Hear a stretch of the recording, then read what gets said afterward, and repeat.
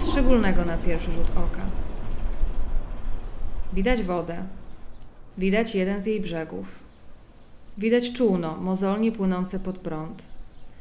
Widać nad wodą most i widać ludzi na moście. Ludzie na moście biegną. Ściśle tam, co przed chwilą.